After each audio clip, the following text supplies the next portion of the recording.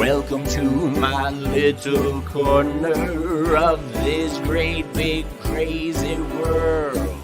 I can't say it's any better, but I bet you won't get bored. You never know just what to expect because these days are so absurd. Maybe we'll have a conversation, or maybe I'll show you my favorite sword. Boom, boom, boom, boom, boom, boom, boom, boom, boom, boom. Welcome to my little corner of this great big crazy life, where we can sit and unwind and escape for just a little while. We got just what you need. Good times, good company. We'll make you laugh and sing. Remind you of your favorite things. Sitting in my little corner of these crazy times we're in. Join me in my little corner and the fun can begin. Boom, boom, boom, boom, boom, boom, boom, boom, boom, boom, boom. Welcome to my little corner.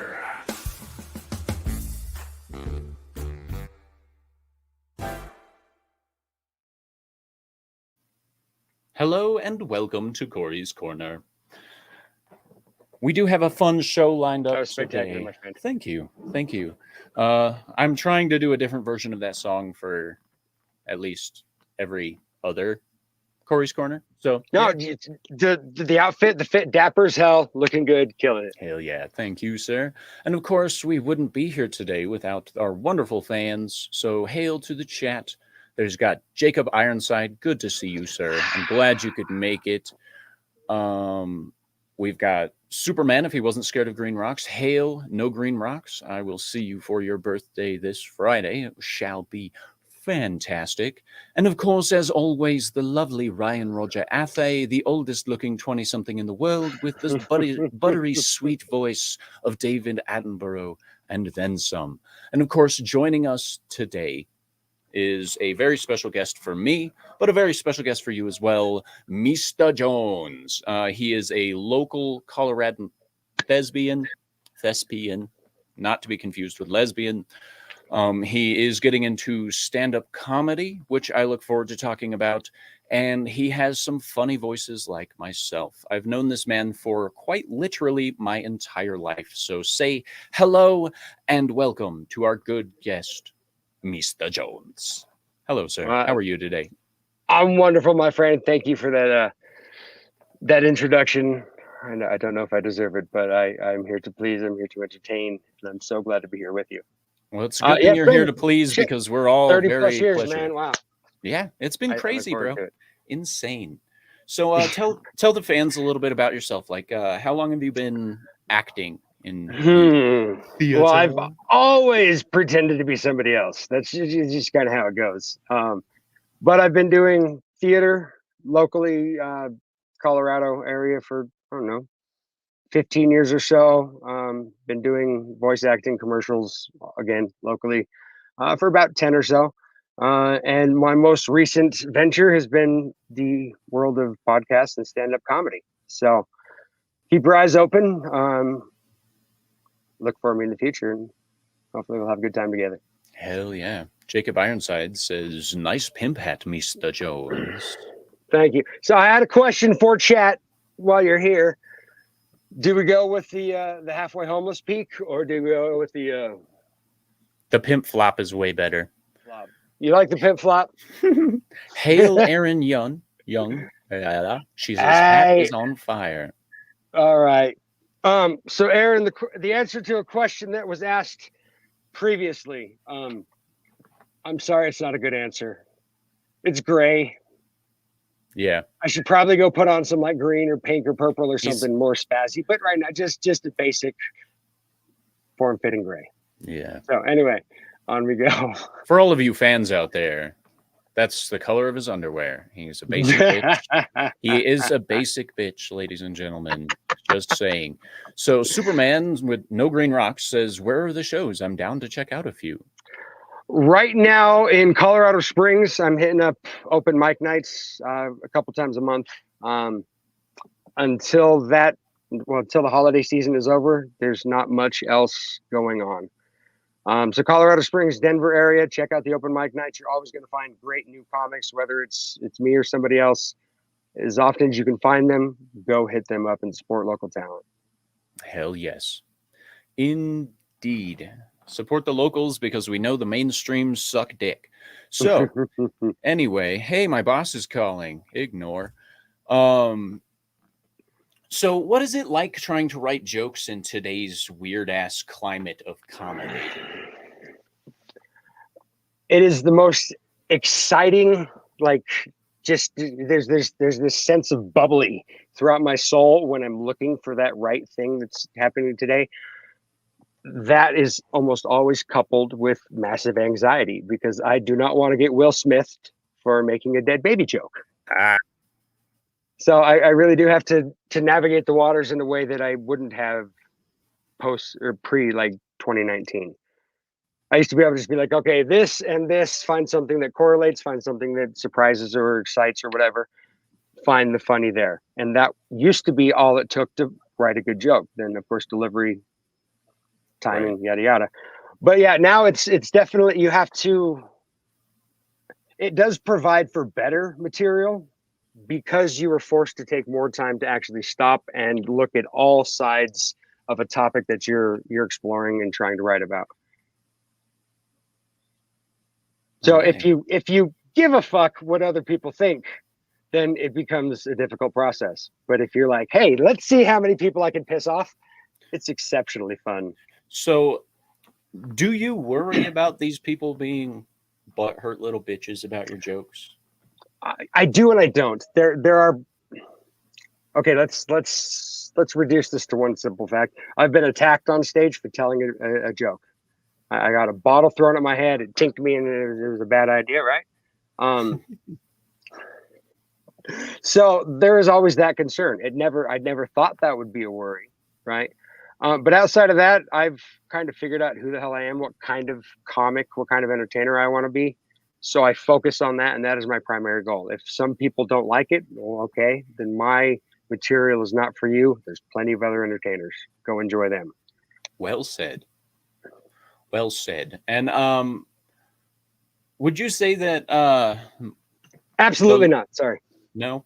Would you say that the local comedy clubs and stuff are actually receptive to more like traditional humor where no one's safe? So the smaller the venue, the more free you're going to be to say stupid things. You know, I've gone to comedy shows where there's 30 people in the audience, and I've gone to shows where there's 500. You know, the difference between either of those with the smaller ones, people are there for the sake of comedy. Big name shows, big events, big venues, people there for the entertainment or whatever. But if it's a small show in a dark alley down the side of a road that you shouldn't be going down, the people there are there for the sake and the love of comedy. So those are the crowds you can get away with murder with. Okay. Or murder jokes, at least. Yeah. Those are fun. How do you deal with hecklers? I don't. You just ignore them? I sometimes I'll do like, and then because I'm doing a performance. I'm putting on a show. I'm not, for the most part, comics aren't getting up and talking and just being funny. You know, sometimes you see that crowd work. Yeah, they're great. I'm putting on a performance. You wouldn't watch Hamlet and be like, to be or not to be, not to be, motherfucker. I don't want you to be. And then expect them to respond. No, they're going to ignore that and carry on with, that's just the question, blah, blah, blah, blah, blah. I don't have the confidence or the courage to try to interrupt my set, to deal with that, to go back to my set. I already have a hard enough time remembering what I'm about to say. That's just too much swirl going on for the distraction. That's fair. As an individual who suffers from regular bouts of stream brain, anyone who does streams knows what I'm talking about. Especially given certain recreational habits that I have trouble remembering things. Superman with no green rocks. I just pee on hecklers. Seems to shut them up real quick. Until you get the one that's like, okay, Daddy, let's go. Yes, and then your set is fucked. Yeah, right. And then you're like, well, and now we're taking this in a completely different direction. Yeah. This is the way the world works, my friend. Indeed.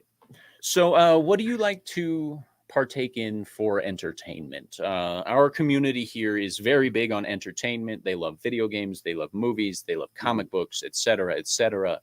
What are some of your favorite things to kill some time with? So I love gaming in every way that I can get my hands on it. I know there might be a couple haters out there, but you can look down at my gray underwear and find what's behind that if you don't like this. But I'm an Xbox player. I used to be PlayStation, and then after the 2, it was like, fuck that. I went Xbox. I have been since. I love my Xbox. I play mostly RPG style games. Elden Ring.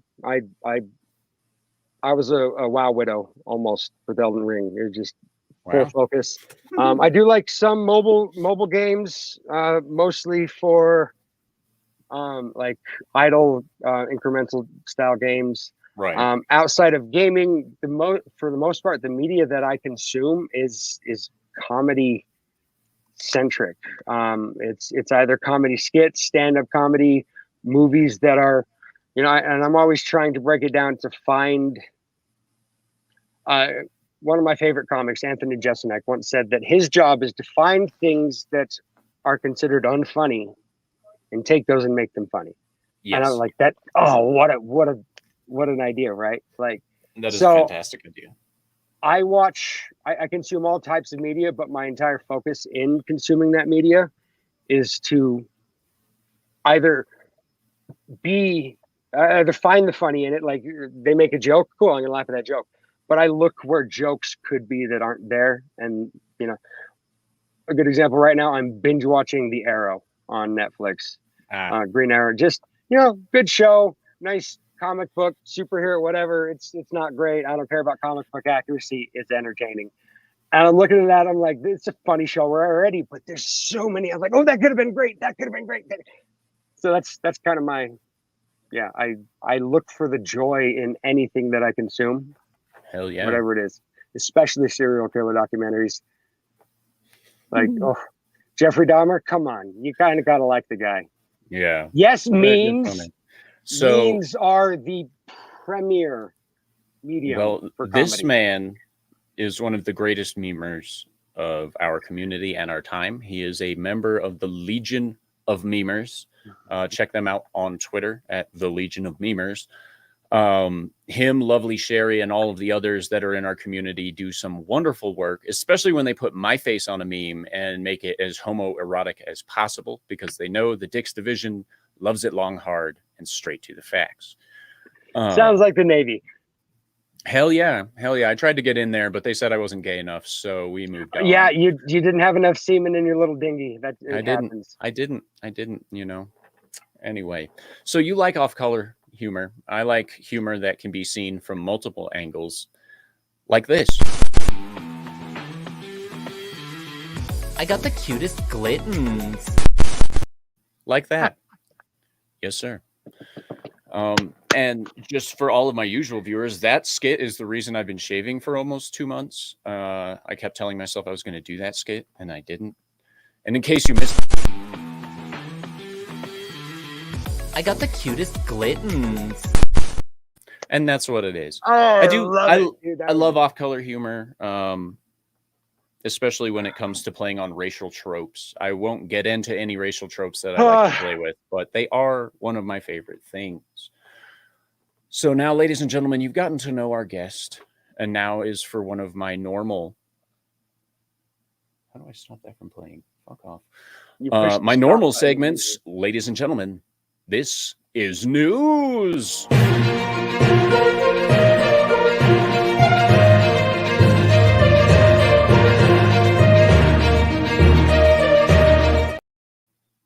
Now, our first story comes from Florida. Of course, Florida man and woman are some of my favorite sources for entertainment. Florida woman sues Kraft for $5 million, saying Velveeta shells and cheese art take longer to prepare than the package claims. Now, Meestah Jones and I are both 90s children, and I got to say, we're familiar with some crazy lawsuits, but this one's a little special. So I understand the whole McDonald's thing. That woman poured the coffee on her hoo-hoo and got burned, right? And she made millions of dollars. Okay, that's ridiculous. But I understand this in a way that y'all can't comprehend. It says 5 minutes on the package, but I've never done it in less than 11. I want part of that $5 million. That's all I got to say. Hell yeah. And I got corrected by our friend Boosh McFadden. Hail, sir. It's Florida. Florida. That's right. So hail, Bush. I'm sorry. McFadden. Hey, Bush, we have to apologize. He's actually from Arkansas. So forgive his iniquities. Indeed. You know. And hail, Tommy and the Guinea Pig Collective. How are you, my fine rodent friend? Anyway, so this lady is suing Kraft because it takes longer than 3.5 minutes to prepare, even though the package says it's ready in 3.5 minutes. And she said facts. That is fraud. Now, I know that I absolutely hate waiting longer than 30 seconds for anything to heat up and get, because when I'm hungry, I'm just like, damn it, I want to eat some food. But this lady might set precedents on lying on your package. I lie about my package all the time. It says it's going to take 3 minutes, but it's only 1.5 minutes. So I understand this lady's frustration. I agree. I mean, we should be allowed to lie about the package, lie on the package at the very least. At the very least. At the very least. So, and the U.S. District Court in Southern Florida now has to hear about this nightmare. Heinz Kraft statement released on this. They say, we are aware of this frivolous lawsuit and will strongly defend against the allegations in the complaint. Now, I don't know about you guys, but I have one of them fancy microwaves that can cook a whole turkey. Get it done in 18 minutes, as long as you don't mind dying. But 3.5 minutes for some Kraft cheese is a bit much, if I do say so myself. I agree. Can't they do it first and just... Here's what I'm thinking. Can't they microwave it, refrigerate it, and then send it to us? And then a little bit of pre-cooked seconds. Yeah, right. You get Jimmy Dean pre-cooked sausages. Why not pre-cook mac? You can eat them cold and raw if you're out hunting. They just fine. So why not a little bit of... And you know what? Them Jimmy Dean sausages make great gator bait. Yeah, they do. The possums will steal it right off the hook for a gator and get to it. This is true as well. Thomas says, I'm shocked anyone pays attention to directions. I'm shocked that this lady can read. Myself, it's a bit much. I mean, it must have been taxing for her to go 3.5 minutes. I ain't going to judge this young lady. I agree with her. She should be paid the recompense of $5 million, just like when they sued Red Bull. Also, everybody should get at least like a free Jimmy Dean sausage just for proof that we could do it in that time. Hell yeah. No Green Rocks says, I'm suing Google Maps next time I'm running late because the ETA is off. Damn right. Hold them corporations responsible for their bullshit. It's the only way ever try to beat the ETA time? Is that a thing you do? Because every time I'm like, all right, it's supposed to arrive at 11:21. I'm going to be there at 11:17. So help my testicle. Right. Every time. Every time. They just tell me how much faster I got to go, not when I'm supposed to be there. Yeah, it's more of a guideline. They're like, you'll be there in 15 minutes. You're like, psh, whew. With my stuff, I'll get there in 3. Watch this. I ate a lot of beans and a little extra propulsion down there in the cookout. So we all right. Man, I foresee an asterisk on Kraft goods in the future. Because she says consumers seeing ready in 3.5 minutes will believe it represents the total amount of time it takes to prepare the product. The suit reads, however, the directions outlined above the show show that 3.5 minutes is just the length of time it takes to complete one of several steps. How dare they have several steps? That's absurd. I don't understand that. You say it's going to be 3 minutes, make it 3 minutes. You should make the other steps either non-intelligible or negated entirely, so you can get your 3.5 minutes. It's absurd to me. I don't understand why these people are playing games with this poor woman. I'm sorry. I'm so upset right now. It's a travesty. Absolutely. Honestly. But now, my friends, I think we move on to something a little more fun. Are we talking about Supreme Overlord now? We are talking of Supreme Overlord Vladimir Putin. Have you seen Man on Horse? No, because he did not ride horse. He was on bear, and they Photoshop it out to make him look less strong, less man. They put him on horse. Well, to show the supreme power of Putin, Vladimir Putin fell downstairs at his home and soiled himself. Vladimir Putin fell down the stairs in his home Wednesday night. The Russian leader bruised his coccyx, which is your tailbone, by the way, not your dick, A little bugger and down at the has back. slipped down 7 steps. It also claims that the bodyguard said Putin involuntarily defecated due to effects of cancer in the gastrointestinal tract. Now, I don't know about you guys, but I don't really feel too bad about Putin either having cancer or pooping himself after falling downstairs. Because personally, as an American, I believe that if I'm allowed to make fun of President Biden for pooping himself to assert dominance with the Pope, I'm allowed to make fun of this piece of shit for producing shit. I think that the president, great Master Putin, take advice from Mr. Biden, yes? He says, you poop yourself, play of power. Here I am, my power. He does not do it in front of anybody and still tells the world, this is true Soviet mother Chuck Norris shit. Bush McFadden says Putin lowered our gas prices, just like he raised them at the beginning of the year, right?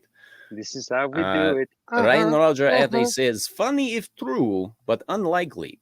I don't care. You if look it's like true. a Russian. You look like your name is Chesnov.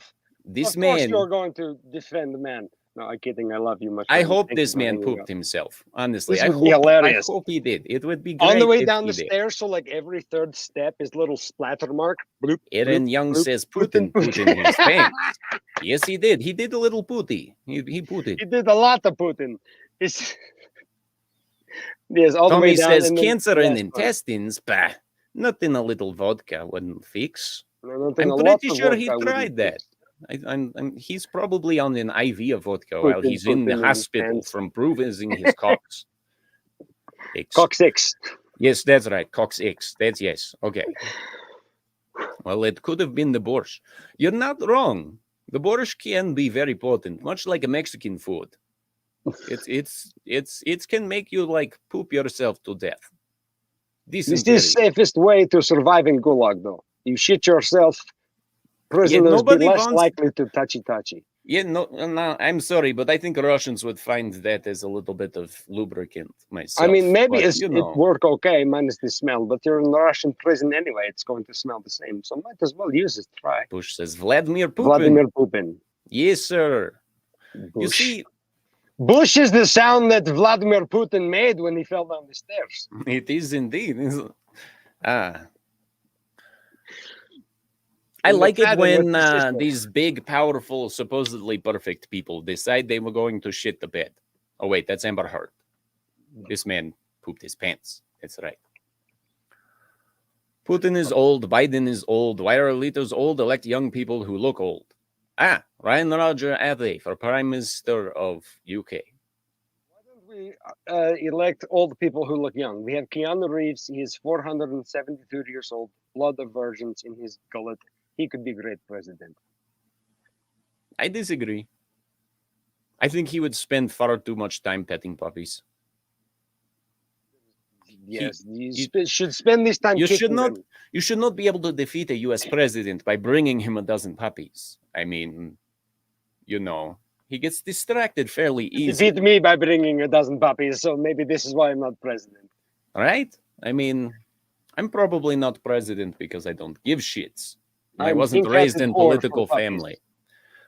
I can't believe Putin pooed himself, but I can at the same It's the time. funniest thing in the world. No, hold on. We're not quite done with that. Just a second. What does this actually mean if it really happened and was like, if a video of Putin and himself went viral on TikTok, what would that mean for our economy, for our geopolitical scale?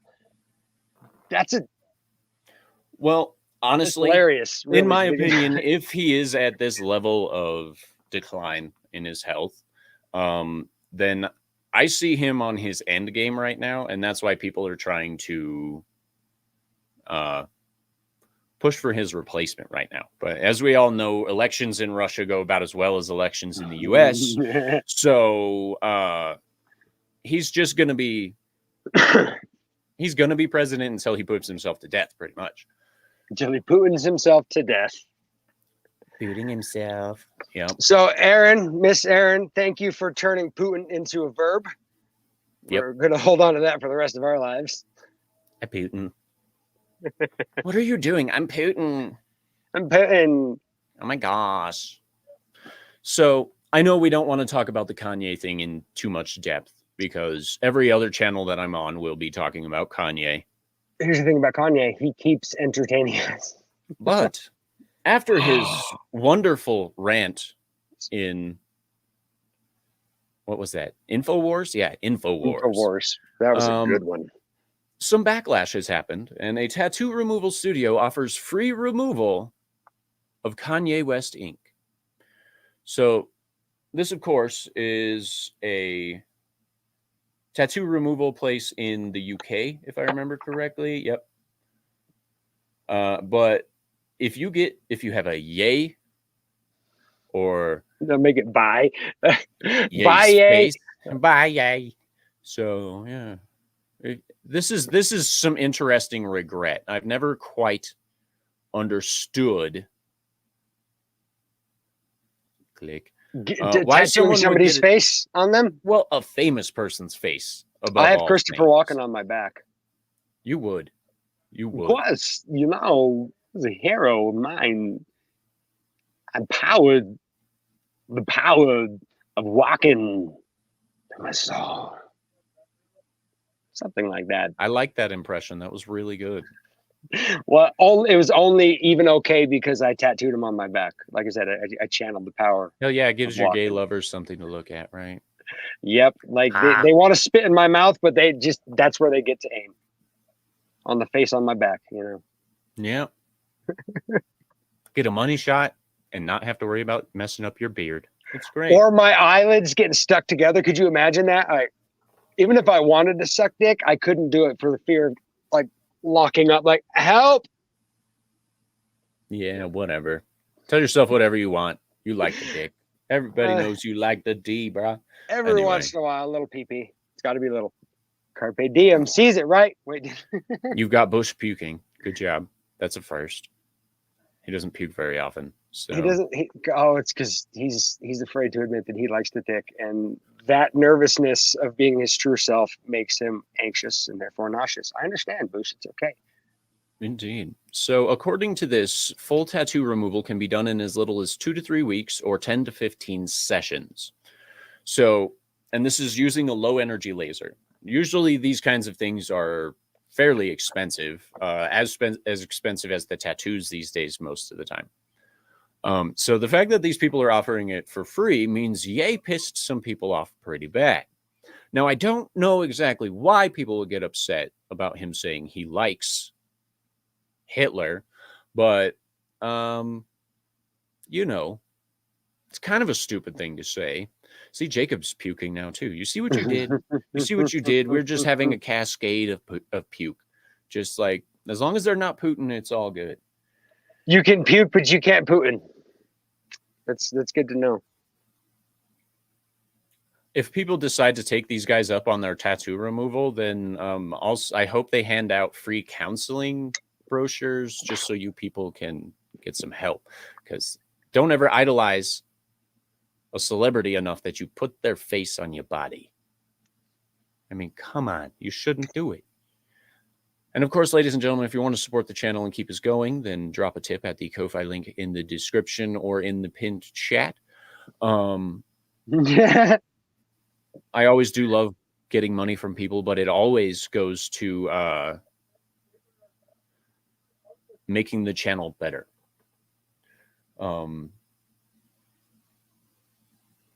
Let's move on from the removal. Okay, so you guys remember when Brittany Spears was crazy back in the 90s, and she shaved her head, and we're all like, oh my gosh, she's so crazy. Why would she do this? Well, she didn't stop. She is now 40 years old, and according to an Instagram post, Brittany Spears has married herself. Embiggen. So she posed in a wedding veil and declared she married herself in a bizarre Instagram post. Just when she got custody of herself from her daddy, she married herself. That way, all of her money will go to herself in the event of a terrifying occasion happening to her or herself. Indeed. So she's 40 now, in case anyone wanted to feel old. Brittany Spears is 40. She says, yeah, I married myself. I got bored, like my veil, and said, is this crazy? Yes. It's fucking crazy. And she says, yes, I'm still married to my hubby, too. Oh, so did she go Mormon, or is there how does that work? Even in the Mormon church, that's illegal. Women can't be married to multiple people. Only men. Gosh, it's male privilege. 2022. She could have married the trans version of herself. True facts. So Bush McFadden says she's still hot. Yeah, but remember, no matter how hot the package is, don't stick your dick in crazy. But crazy are the ones that you remember. 17 years later, a stormy night, you wake up in a cold sweat at 2 a.m. I should call her. It's the ones that broke your heart and your fingers that you will always go back to. Well, you know, powerful enough thighs I can handle with. I can live with broken fingers if they've got powerful thighs. Yeah, but anyway, she's a dancer. You know she got that muscle. Oh yeah, oh yeah. So here she also put out there that she says, "Sup birds, come on, bitch, clap back at me for 2 minutes. My own party, smartest one, very good. You're such a classy, famous person, you piece of shit. I finally said it. Shade. I'm only human. What can I say? Fuck you." I really can't argue with the last of it. Like, I'm only human. What can I say? Fuck you. Right? Well, the rest of it. Brit gone cray. And then Furry Kitten says, and if you're going to poink it, remember to give your name as Matt Jarbo. Indeed. Why you got to bring up people like that, Furry Kitten? Matt Jarbo's a piece of shit. As far as I'm concerned, I'm not going to put my fingers where I won't put my pecker. And I don't know if I want to go anywhere near that, but it would be something to write home about.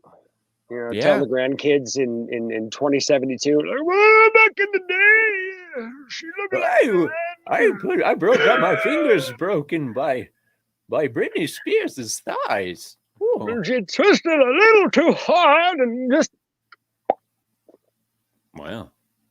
made the noise and everything. Bush McFadden, she's been sheltered. I could get past the crazy with my ability to wow her with world facts, like saltwater and what forks are. Yep. She knows what forks are. She's put a couple in her hair. She watched the Little Mermaid. Can I make a comment on that real quick? No. The only thing I hate about the new Little Mermaid being black is that the creators obviously didn't put any attention into what happens when you get a black girl's hair wet. That's all I got to say.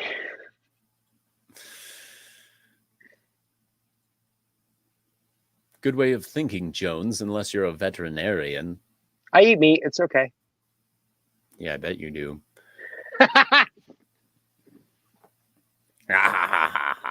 Yeah. So, Meestah Jones. Mr. TalksALot. What's your favorite RPG video game? Of all time? Or yeah, all time. That's an all-time question.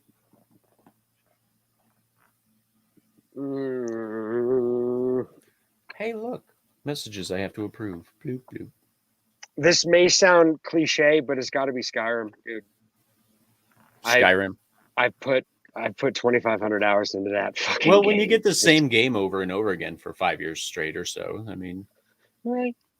I mean, it started with Morrowind, and that was a blast, of course. Then Oblivion, yada yada. But the whole Elder Scrolls thing. But yeah, Skyrim, just. And then the mods came out, and I did another 1,000 hours into it. Yeah. hell yeah. One I really got into when I was younger was actually a game that I stole from Martin. That's another one of our friends, by the way. Super Mario RPG. Oh yeah. I was over at his house in like the first grade, and I don't know. I took it. They ended up getting them all back, but I was like, oh, a couple, just dumb little thing. But yeah, Super Mario RPG. Like that was. I think that was the one that really got me into gaming as far as RPGs. You know, I played Final Fantasy. I played Legend of Dragoon, all of those. Hell yeah. But Super Mario RPG was just. I thought that RPG stood for Rampage because it made sense. Oh, I'm playing Super Mario Rampage. No. Yeah, that's misconceptions that we make. So Ryan says Mass Effect, then Dragon Age. Mass Effect and Dragon Age were both fantastic games. I love Dragon Age, but the game, it's just the turn-based kind of took me out of it a little bit. But Mass Effect, my God, I haven't played Andromeda, but I played 1, 2, and 3. I got Andromeda is fun if you want to do the multiplayer on it. I haven't really touched the story on that one. And of course, Furry Kitten hitting us with a nice old fun game, Baldur's Gate classic, 2. of course. Baldur's Gate was fantastic. And yes, Boosh says all the Elder Scrolls. The Elder Scrolls games are fantastic. Furry Kitten also asks, does X Universe count as an RPG? I don't know. I don't think I've ever played or heard of it. I was about to say, I don't know the X Universe. Sorry. X Universe. It's Google time. As far as I'm concerned, like, and I know this is a bad generalization, but if you can take a character in a game and adjust it to your specific play style, I'm going to call that an RPG. Right. Anytime there's some sort of customizable play style, whether it's directionality or play style characters, whatever, you know, archer, magic, hell yeah. etc. So we have a question from No Green Rocks here. He asks, if your two best comedians of all time were to get into a stand-up battle, who would win and what joke would win it? Best comedians of all time. Okay, so I think of a couple that would be best suited for this type of situation, like the head-to-head kind of rap battle sense, but just greatest of all time. That's a deep fucking question. Andrew Schultz. I know that might be controversial because he's new, he's young, he's got a big mouth, but Schultz and I want to say Dangerfield. I want to say Seinfeld. I want to because Pryor. Richard fucking Pryor versus Andrew Schultz. I think Schultz would win, and here's why. Because he's a New Yorker. He grew up in that kind of like melting pot environment, right? So growing up, the whole "I don't see color" thing was quite literal for him. He just saw New Yorkers. And one thing that he excels at in comedy is making fun of the things that most people are afraid to make fun of, especially on a grand stage. Richard Pryor also did not give a fuck. Andrew Schultz does not give a fuck in a time where you have to give a fuck. So I can't speak on which joke it would be that would smash the other one. I'm just gonna say, as far as the two best comedians, in my opinion, Andrew Schultz, because of his pioneering, the way he changed modern day comedy in just the last few years, he's revolutionized the world, especially over COVID. And then Richard Pryor, one of the godfathers of intimate type of comedy, the relatability of it all. That said, the best joke that Andrew Schultz did, it's in his infamous thing on YouTube. Check it out. It's his whole Trump joke. Spectacular. I won't ruin it for you, but go check out Infamous on YouTube. Andrew Schultz. You'll understand why I hold him in such high regards. Hell yeah. There are too many. I know. Greatest of There all time. are. Well, yeah, because my perfect pairing. I wish I could have seen these two together at any time. Would have been old school stand up Robin Williams, and modern day Jim Carrey. Because modern day Jim Carrey don't give two shits. Enlightened and just and he doesn't give two shits about anybody's fucking opinion. He's like, here's how I see it, okay? And I think those two would have been able to perfectly play off of each other, even if it was like they just passed in the hallway. That would still be comedy gold. Yeah. Hail Parrot Head. This man sends Don me some great Rickles. memes. Don Rickles is an amazing comedian. I don't think he would win too many stand-up battles, honestly. I agree on that. He's a fantastic solo act, and all of the favorite people that I want to see either don't do it anymore or dead. Right, a lot of them. But I also try to consider the combination of the two. That was the thing, like two of them together or against each other. Yeah. That's where it'd get interesting. Indeed. So Boosh, everybody wants Dave Chappelle. I get it. As a comedian myself, I don't know how Meestah Jones feels about it, but I'm Chappelle'd out. I don't fucking care anymore. He does great material and he hits it real, but Chappelle could fuck off now. I agree to that. He is one of the greatest to have ever done it. Like, there's no arguing that. There's no contention in that fact. He is one of the greatest to have ever done it. But yeah, I'm kind of Chappelle'd out. Like, his material is brilliant, but he either needs to come up with something new or something different. He needs to go back to. I love his takes on the political spectrum, but everybody else is doing that too. He's better than that. He should be above that. I want to hear more authentic, original takes from him, not just stirring the pot, because I know he's capable. Yeah, that's a fair point, honestly. Boosh also brings up a Jeff Ross. I don't know if I'm familiar with this he's guy. the roast master, baby. Brutal insult he comedy. Is fucking vicious. So Comedy Central roasts, you see them here and there. He doesn't necessarily host them all, but he's involved in most of them. He's okay. So I've probably seen him. I'm just really bad with names. Back in the day, he had this curly Jufro, and now like full bald, ridiculous suits. Yeah, definitely someone to look up. Yeah, he is vicious. He's a fucking murderer. Joe Rogan, another one. Like, we all knew him from Fear Factor and a couple little bad acting movies in the podcast, of course. But as far as a comic goes, he's been doing this for 40 years, and he's perfected it. Yes, he has. He's done a fantastic job, and he knows where to take the shots and where to like lean back a little bit and let the joke tell itself. Yes, absolutely. And that's one of the things that I'm like really judgmental about modern comedians with is they try too hard to force the punchline. It's very rarely authentic. It's very rarely hits its mark. But a lot of people force the punchlines, and that's why I like improv. Casey or Meestah Jones here, he's been bugging me for hints and stuff so he could prep for this live stream. And I've been refusing because I love improv. I love people being off the cuff. I like the authenticity of getting people to do natural comedy. And that's one of the reasons I don't think I'd be very good on stage. I think I'd get too wrapped up in hecklers. Because it's too easy for me to latch onto something that somebody says and then tear them apart, both for entertainment and for my own mental gratification.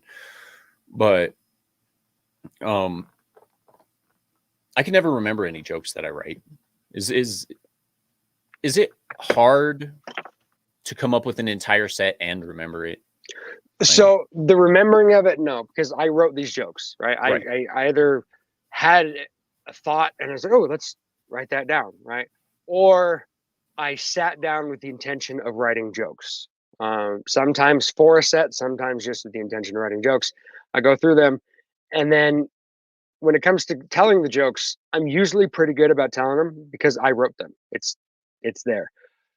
The biggest thing I have is either writing jokes specifically for a set or taking jokes that I already have and trying to put them into a set list in a certain order for, because I'm like, okay, well, this joke can lead very well into this joke. Here's a great segue into that joke. But then I'm like, but I really want to tell this joke. I can't tie it into that. So the anxiety of trying to figure out the one after the next is sometimes overwhelming, which why half the time I just get up on stage and I have a list of my jokes and I'll pick the one, because I take note cards up there because I've ADHD as hell.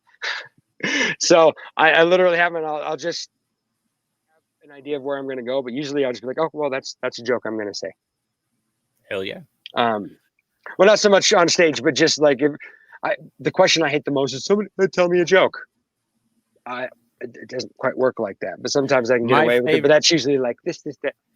My favorite response to, oh, you're a comedian, tell me a joke, is to tell them that they don't have time for my life story and then just move on. Okay. It gets them every time. I do have a controversial question now that we're in the last 15 minutes of the show. What is your thoughts on female comedians? I personally don't find any of them funny outside of Chrissy Mayer. So overall, God, this is a controversial. Okay, there are female comedians which just fucking kick my ass. Taylor Tomlinson is one. Just this snarky, witty persona. I find her fucking hilarious, right? Overall, much like singers, I would rather watch a male comedian. I'd rather watch a male singer. However, if you go to the extremes on either one, the funniest comedian, some of the funniest people out there are women. There are more funny men than there are funny women, but the women are funnier on a level than the men.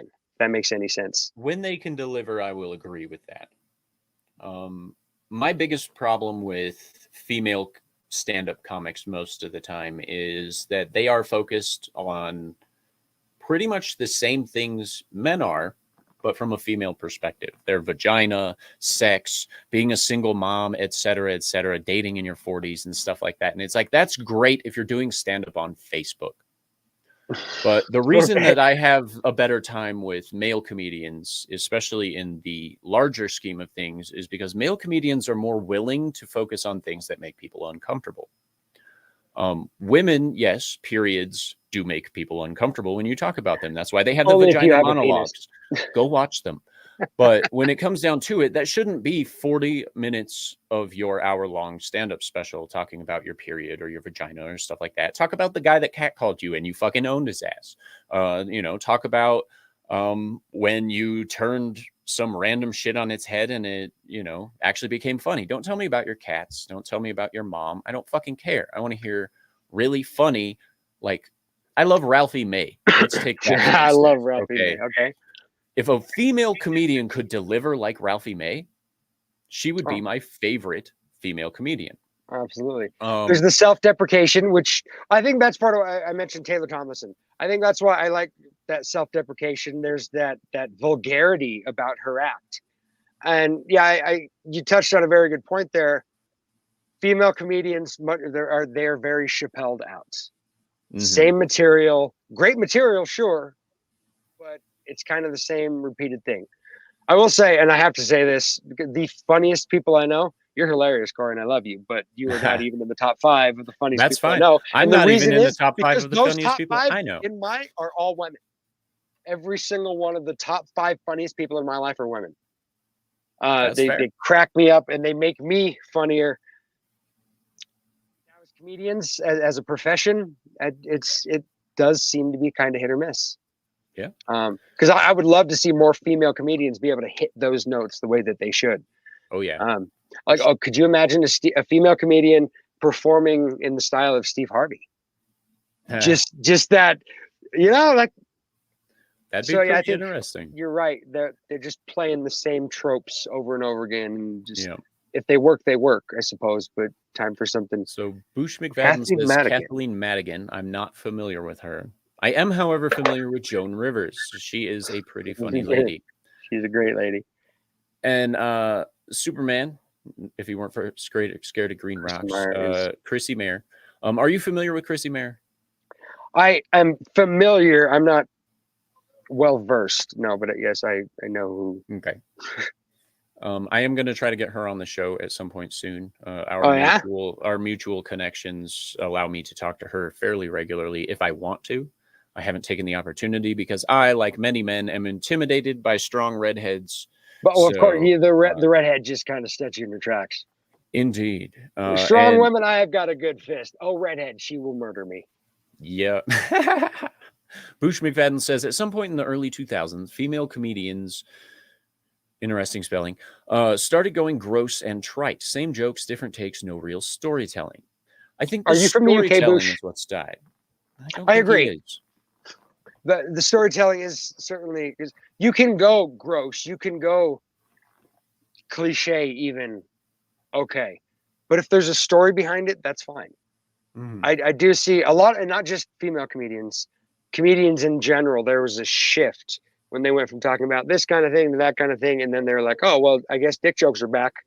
And then a lot of them kind of switched to that. Dick jokes, period jokes, fart jokes, whatever. If I knew I could tell dick jokes for a living when I was 7, I might be good at this by now.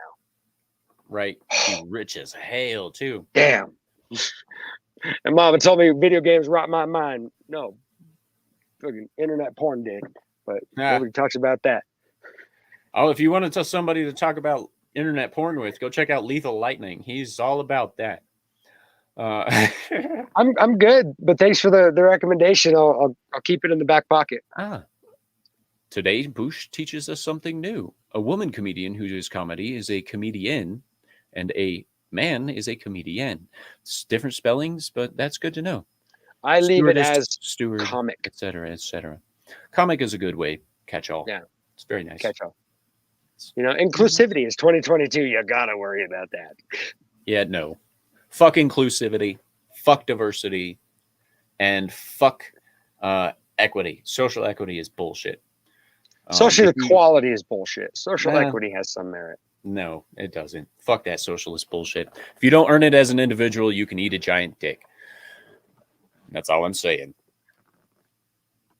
All right, I will talk to you about this on the thingy. But there's I have a single statement that I forgot what it was, so I'm not going to say it now until I remember what it is later. But we'll talk about that. All righty then. Welcome to ADHD World. The Squirrel Squad says good morning. So we are in the final 10 minutes. So is there any upcoming shows that you might want to promote? I'm not booking or doing anything until first of the year. Right now, if there's an open mic night in and around Colorado Springs area, I'm going to try to work my way up Castle Rock, Denver. But just, check for open mics. I'm just going to be working on new material, getting the set figured out. And then sometime first of the year-ish, starting 2023, I'll start actually booking gigs and have things set up for everybody. Until then, it's the off season. I'm just practicing. Hell yeah. All right. Bush says it isn't inclusivity or diversity. It's just the English language. Because he popped all these in. Masseuse and masseur, stewardess and hostess and all that other stuff. And yeah, we get it, bro. We get it. I feel you, Bush. Catch us on, definitely catch us on TalksALot Townsquare. Bush McFadden and all of our friends are there posting fun food and memes. Tonight, make sure you join me on Yelling at Parked Cars with the Dix Division. I have no idea what we're talking about. Nick Weiser will not be there tonight. I have no idea who the guest is. Obviously, I'm a big part of this show. But now we should have a good time tonight. Then tomorrow we're going to be doing Toxic Tuesday. We'll be doing You Only Live Twice over on Nick Weiser's channel. Then Thursday, I will be on Thursday Night Throwdown with Comics Division and all those guys over there. And Friday, we have a very special stream. Hopefully, it'll be a stream if we can figure it all out with Brahma Bull and No Green Rocks for his birthday. We shall have a fantastic time with that. But is there any messages you'd like to leave them with? Well, be kind, don't be dumb, and check me out on TikTok at Meestah Jones. YouTube. I will have that. And Meestah Jones as well on YouTube. No content yet on YouTube, but that's going to change very soon. So just want to drop the follow. I'll promise it's coming. Otherwise, thanks for having me on, man. It's been a blast. Been looking forward to this for a while. So Superman is looking for definitely let him know when the shows are in the spring. Absolutely. Are you in the town square? I will. T.A.L, Danielle. Oh, we got Petro. We got Dandra Petrovich, gas man. Another old friend went to school with. Please do come to the Springs. Not now that you said something. If your wife lets me know, I'll be there. So no green rocks. I will definitely pull some times from this man, and I'll send him over to you when he lets me know about upcoming shows and stuff. He says, "Oh, you did see it. Of course we saw it." Hail and welcome to the chat. Right at the end. No green rocks says, "Don't stick your dick in a toaster." That's good advice. I mean, so what happens when you put bread in a toaster? It comes out hard, right? So I see a correlation. It's not a great cure for impotence. It might work. Couldn't. Well, you're gonna say it couldn't hurt? I disagree. I was about to. No, I did not say it. I was saying that. I have to stop there. But ladies and gentlemen, stay sexy. Don't get murdered. And again, no outro. So we're just gonna wave. Love you. Bye. Bye. Love you guys. We'll see you tonight.